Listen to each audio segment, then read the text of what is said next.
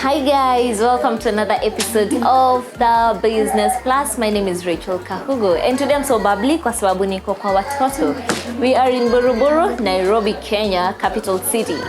So today imagine we are at a kids only salon. Inaitwa the Kids Only Salon. It's located in Buruburu and this lady just decided afungue salon ya watoto peke yao because she saw a gap and it's a very beautiful place to venture in, and by the way there is so much that you can learn from her. Something very interesting. Imagine aliona a space na akaamua ku venture into it, yet yeye mwenyewe hajalan ku braid. I know ananisikia, but nevertheless she decided that at a venture and it's really doing well. You'll be seeing the place whenever they may grow. We have different kinds of kids when you're nakuja hapa, only ladies though. But business is more than meets the eye. Come with me as we go meet kids. Yeah, so we are here at the Kids Only Salon. And the salon yenyewe inasema tu inashughulikia kina nani. So ni ya watoto. So sisi adults tumewekwa nje and it's a good place. Baby, I'd love to be here. Me ata mnaweza ni take in. I'll be your baby. You are disqualified. I'll be baby. Okay, say hi to our viewers. Alafu, I have a lot of questions because why can't I be here anyway? Hello. Should I introduce myself? Yes, introduce yourself. Okay, the Kids Only Salon. Yes, and welcome to the Kids Only Salon. Kids Only Salon. Kids only. Vile amesema kids only. So what's the bracket of the kids when you're nakujanga hapa? The age brackets. Yeah, we have as low as 9 months and we have 15-year-olds. We have 16-year-olds and the reason why we have between 14 and 16 is because they came here when we started. They were in primary school. Yeah. So they refused to go anywhere. Yeah, that's my next question because if I was here from I was so young, like the kids we've seen here. Nikifika 20, imagine I'll still come. Tusumbuane too because then we'll have opened a teen salon. Yeah, it should really open. Yeah. And I've also seen that we only have ladies. Atuna boys. Mbona? As the breeders? Yes. No, the kids. The kids, yeah, okay, yeah. When we started, we had a kinyozi. But slowly, it wasn't working well. All right. We had a few challenges, especially the boys are a bit rough. Yeah. Let me use the word a bit. Yes, Sisana. Yeah, so they couldn't get along with the girls. Okay. Because like kids, especially boys, have this notion of if they are cars, they belong to boys. Yeah. So if a girl sits on that car or picks a bus, whoa. Vita. So most of the time, tulikuwa tunapata this like friction kila saa. And the kids fighting. Yeah. So I just decided really how let me just deal with the ladies, the princesses. Wow. All right, and what are some of the services that you offer around apart from braiding? Do you have anything else that you do for the ladies? Yes, we do manicure and pedicure. Wow, for the babies. Kiddie pedi for the feet and kiddie mani for the hands. You guys have just refused to take me in. I'm sorry. What else?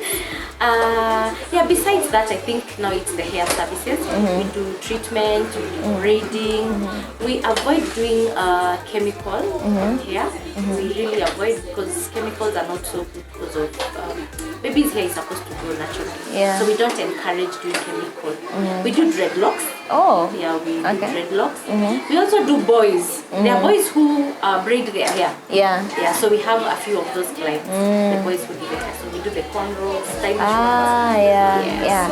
For how long have you been in this business? We began in 2016 March 13. So we clocked 6 years this year. Wow, that's nice. So you had a birthday? We always have, every year we have. Every year? Even the kids know. By now they know. Wow. So they know that the kids salon birthday is coming on. So they start telling their parents and they ask, so what's the color scheme? What's the color code? What are we wearing? Wow. And how has it been for you from you started the salon? Challenges here and there?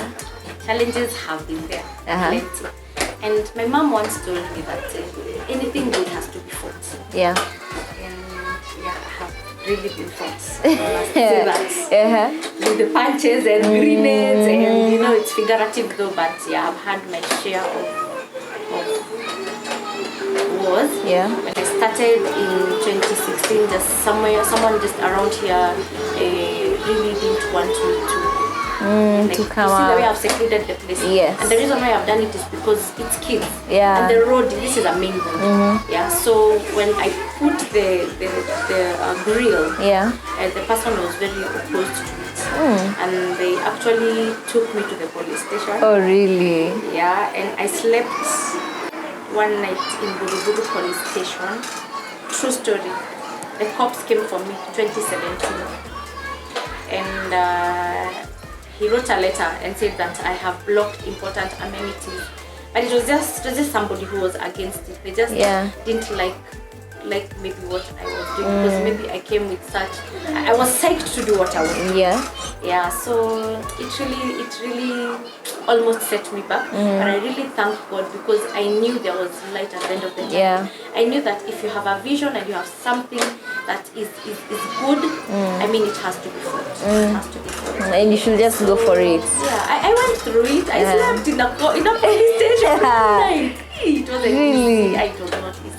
But God's grace was sufficient. I think it was a good time for me to pray all night. It was a first And also working with the kids. I know that the kids are really little and they can't even judge things themselves. So you have to make decisions for them and everything. So how has it been for you working with the babies? Working with the babies is easy. Children will never judge you. Children will never judge you. I will say judge you again, because judging is wide. Yes. Children are very innocent. They take what you give and they give what they are. So it's not hard, except now the part you have to maybe break the baby with crying, the baby next door. But which we are used to, because like for her, she's not a first time client, so already we know how they are. They keep coming, so we already get to know like their character. We know them, as in just like your own small sister. You know what she likes, what she doesn't like. You know what she demonstrates about. You know what she's not happy about. But at the end of it, we get the satisfaction, because we know she gets what she wants. So handling the children, I can't really say it's hard, man. It's hard, yes, but I think once you finish what you're doing and they're happy, it gives you the satisfaction. They change all of a sudden, now they're happy and everything. You can't even touch that hair. You can't. Wow. And I hear most of the people in business wanasemanga, just start from where you are, start with what you have. So as for you, what would you say, what was your capital when you started? Maybe talking to someone who would want to start such a business. Would you tell them that you need this kind of money, this is what you need for the salon, ama wewe mahali kuanzia hapo? The first investment you need is a heart for children. First. If you want to start a kids salon, your heart has to be right. And I've said even this before. It's not a business. Kids salon is not a business. You have to start it because you're ready to handle children. You're ready to handle their tantrums. You're ready to handle their bad days. You're ready to handle everything about them. So before you even think about the capital, are you ready? Do you want to have children around all day? Different children, different ages. We have kids who are like 3 years, quiet. You can see. Small, quiet. But you'll have an 8-year-old. 8 screaming the whole place. Imagine. So if you want to start something like this, you have to be ready. You have to be ready psychologically. You have to be ready to go through the curves, of it all. So then now the capital can come later. Okay. So about the capital, the money wise. So of course the first one umesema lazima ukuwe na heart for kids. The second one? The second one is obviously you have to make sure if you're starting a place for kids, you have to make it attract the children. Yeah. Not the parents. It should attract kids. the kids first. Uh-huh. You'll realize every time a child walks in there, they're running to something. Yeah. They're either running to the cars or they'll come walk in here and go to the toy room.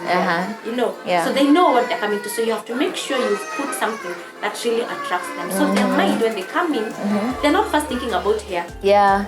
They're thinking about Hawakuji toys. salon.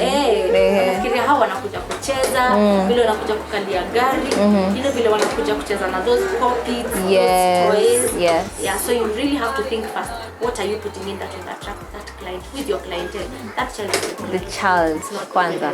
And I've also seen most of the people, like the normal salons, some of them do home to home.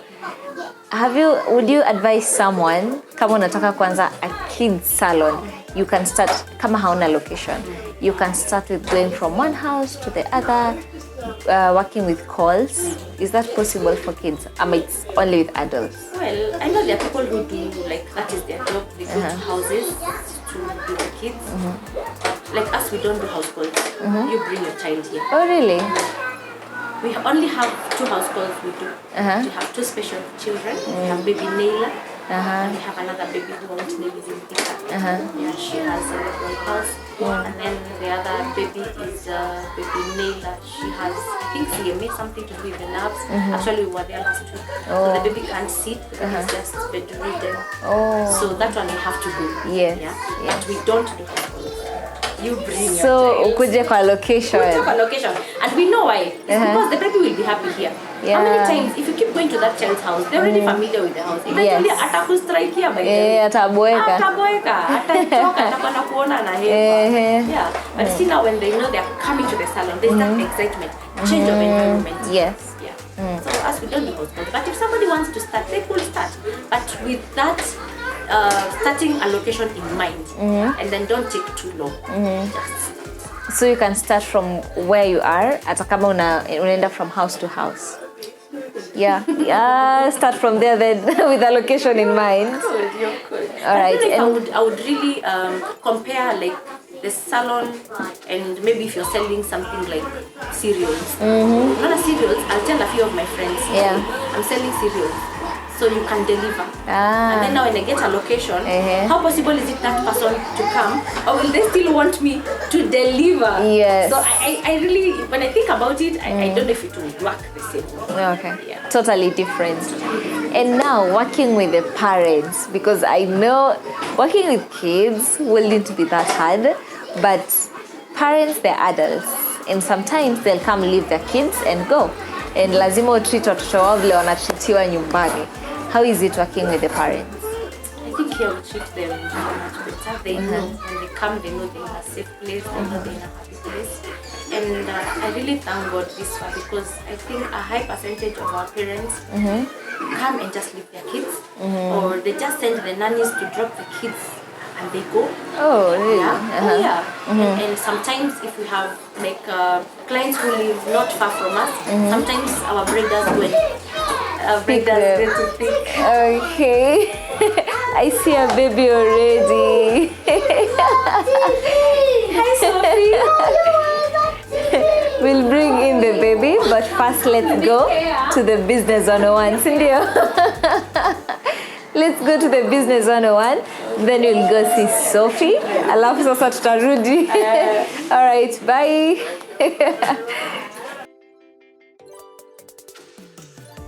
Hello viewers, I just want to give you a few tips on how what to do or how to start a kids salon. Number 1, get good location. Location is very important, especially a location where it's residential, where you know there's a flow of children, or where maybe there are schools nearby. Number 2, have good customer relations. Learn how to be good to clients. Obviously, in their shortcomings, because people are different. So you have to be the one on the receiving end. You have to be the one. You have to learn how to handle people, just how they come. And number 3, invest in toys, because that is what attracts children, and make the place attractive for them. target the child. Don't target the parent. Just target the child. You know what children love. You know what children want. So put something up where the kids can come and enjoy themselves, and for them to realize that it's for them. Also, it's important to get people who love children, people who can stand children in their tantrums, in their impatience. You have to also have a heart to learn how people are. Teach your employees also how to handle children. Train them how to handle children. Train them how to handle different situations. Just in case even you as the owner of the salon is not around, just teach them to handle situations. Number 5, open a kids salon. My name is Kate Motiso, founder Kids Only Salon, and you're watching Business Plus. All right, we are back. Thank you for the Business 101. And baby Sophie told us to say hi to you guys. Yeah. So I'd want to know what drove you to starting such a business. Well, I have a daughter first. She's big now. She's in Form 3.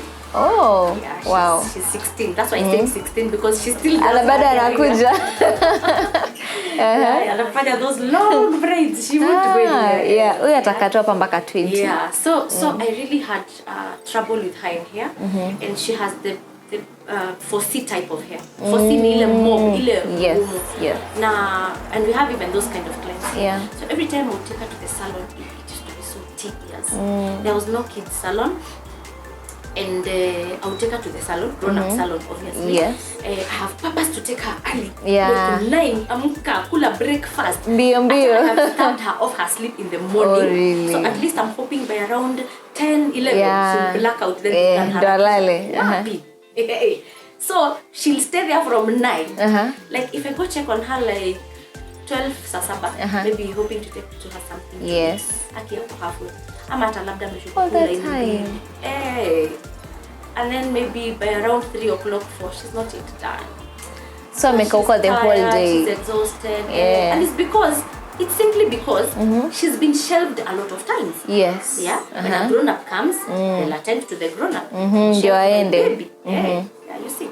So I really used to wonder to myself, like, hakuna mtoto anaweza amua to just open a salon for kids and just have kids. So there's no competition. Ni watoto tu. Yeah. So ukipata wewe mwenye analia, unangangana naye hadi usiku. Mpaka umalize. Which happens to us. Yeah, a client can come here in the morning. They leave at 7 p.m. But they're already used to. Done. Yeah. And there are those who will leave around 3 p.m. They have gone halfway. Yeah. As in imefika mwisho. Even us, we've tried. So wakuje the next day. Sometimes they don't come back. Sometimes they come back. Sometimes the baby will send you audition. Yeah, and you'll just see them walking. Yeah. So that's what really helped made me think of starting a kids salon. Because for my daughter, I really had one time I shaved her. I just went to that same salon. She hadn't been done. I just told them, just give me. I just held her mane and I was done. That was so bad. And also, I've realized you also handle kids when you're on differences, sasema disability, because it's not. Yes. So why did you decide to go that way? A lot of salons, they won't agree to do that. Yeah, true. A lot of salons will not. Yes. Because if anything, most salons will ask you, anasumbua. We don't ask those things here. Akuje tu hivyo. Akuje tu vile yuko. So I'd like to say we have autistic kids. We have kids who are like highly autistic and mid autistic, and we have hyper children, and we have them as our clients, and we handle them. And I think the thing we've realized about autistic children, all they don't like is a lot of noise. Yeah. So we avoid doing like blow dry. They don't like blow dry because if you switch it on, you see they're blocking their ear. Yeah. They get very irritable. So once we realize, in fact, when a baby walks in, most of us already. Yes. So like we know how to handle that. So usually. So for that child, you can't even do blow dry. What do you do? We have a hairbrush. We have a silent hairbrush which we use to blow dry. Oh, Yeah. And okay. sometimes we give a solution of hairstyles that you don't need to try. Okay. Wow. So we really encourage parents, if you have your child out there who's autistic, don't be ashamed. Yeah. Bring them. They need to look as pretty as any other child. Yeah, true. Yeah. And about your employees, the girls that you work with, I know that you mentioned everyone who works in this industry lazima kuwe na a heart for kids. So what do you do about it? Do you bring them for interviews? Do you just look at someone alafu unajua maybe you love kids? Kucha we work together. I know. How do you go about it? I wish it was that I easy. know. Because I've really had those who really tell you, oh, Unapenda nyumbani mimi ndo watoto. nawashukanga huko home. But the moment you just hand a child to that braider, you can see like her countenance. She's getting irritated. Yeah. So I've had those experiences, and with time I've come to learn who is for children and who is not for children. And I really, really, really thank God. And I really thank God for the team I have right now, because even with time, even if some of them maybe came when they didn't have that patience, they've stayed here. They've learned to love the kids. They've learned to embrace them.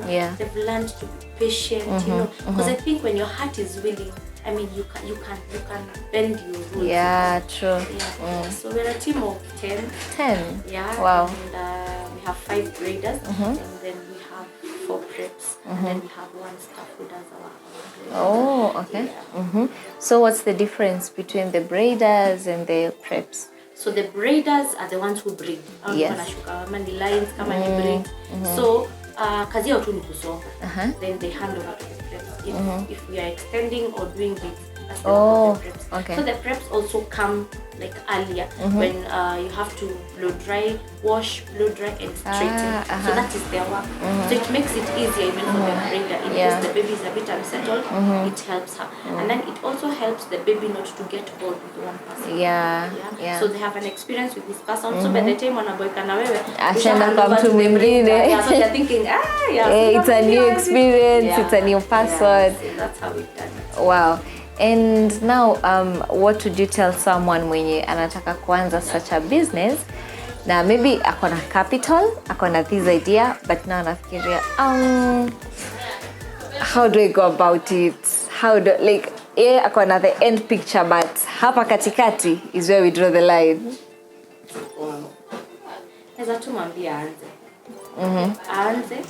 Because never be afraid to start something. I mean, if you have a passion, or if you have the heart to start something, like don't be afraid. I just think don't be afraid. Yeah. Because you see, like I'd say this is not my first business. I've had like 2 businesses before. Yeah. And tell me they did involve kids. No, they totally did not involve kids really at all. Oh my goodness. One was a fast food, and then the other one I used to sell cereals, and then I have one that is still running, that is Lexi Interiors. It's still on. Interiors. Yeah. Tells us about how the place is so beautiful. The grace of God. So you're asking, so how? Yeah, if you want to start, because I think even starting a business is a risk. Yeah. Because when you're starting, like when I was starting, I didn't know who will bring their children. I didn't know. I just started. In fact, somebody who, if I mention, I won't mention. So somebody, when I said that I wanted to start this kids salon, they were like, hey, uko sure watoto? Watoto peke yake. Nani atakuletea watoto? Weka wa mama hapo. Na watoto. Yeah. You know, and here you don't even mix? No.